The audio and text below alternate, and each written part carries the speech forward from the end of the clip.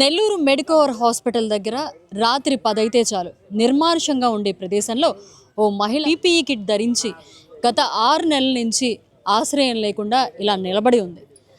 So అసలు ఎందుకు ఈమె ఇక్కడ ఉంది? ఏదైనా జరగరాంది జరిగితే తప్ప మనం స్పందించమా? అసలు ఏం జరిగిందో చూద్దాం. ఆరోగ్యం బాగలేదు, టెన్షన్ పెట్టబాకండి, నేను చెప్పేది వినండి. సరే చెప్పు. మీ అమ్మా నాన్న ఎక్కడున్నారు?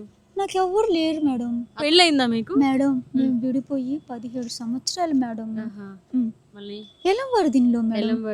ఇక్కడే నేను పుట్టి పెరిగింది ఆకుతోట మేడం. ఆకుతోట.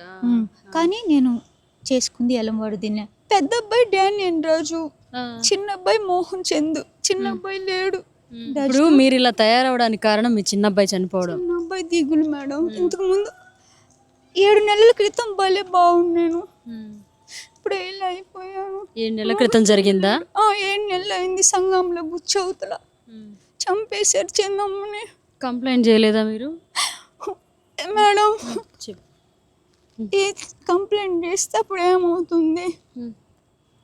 కానీ ఒక్కటి మేడం, మోహన్ చందు జ్ఞాపకార్థం కొన్ని పనులు ఉన్నాయి. నా కొడుక్కి నా చేతుల మీద చేయాలి. ఇలా సార్లు వెళ్ళి వస్తూ ఉంటారు, అపార్ట్మెంట్స్ దగ్గర సార్లు వెళ్ళి వస్తూ ఉంటారు.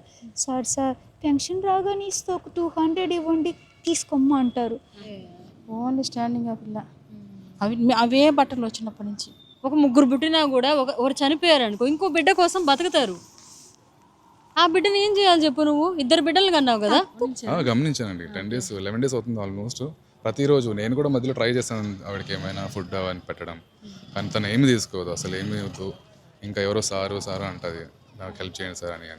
సో అంతే, ఇంకా చాలా రిటైర్డ్, కానీ ఏమంటే మంచి ఎడ్యుకేటెడ్గా కనిపించింది. అందుకని ఏదో హెల్ప్ చేద్దామని, ఏదైనా నీడు ఉండే వాళ్ళకి హెల్ప్ చేద్దామని చేస్తాం కాబట్టి మనం అంతే. ఎక్కడ పడుకుంటావు? ఇక్కడ పడుకుంటాను, పొద్దున బయటకు వెళ్తాను. సార్ అలా వెళ్తే ఆపుతాను. నీకు స్నానం చేయించి రెడీ చేయించి నేను రాను మేడం, ఫుడ్ పెడతా. నేను రాను. ఇదండి ఆ మహిళ చెప్తుంది. ఏంటంటే నాది చింతారెడ్డిపాలెం గ్రామం, నన్ను ఆ ఊర్లో ఇచ్చారు. గత 17 ఏళ్ల క్రిందట మా ఆయన నన్ను వదిలేశాడు. నా చిన్న బిడ్డ చనిపోవడం వల్ల నేను ఇలా మానసిక క్షోభకి గురై ఇలా ఉండాల్సి వస్తుంది అని చెప్తోంది.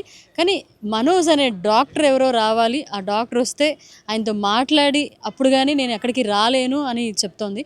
రీహాబిలిటేషన్ సెంటర్లో వదిలిపెట్టే ప్రయత్నం అయితే చేద్దాం. 6 months నుంచి ఉంది.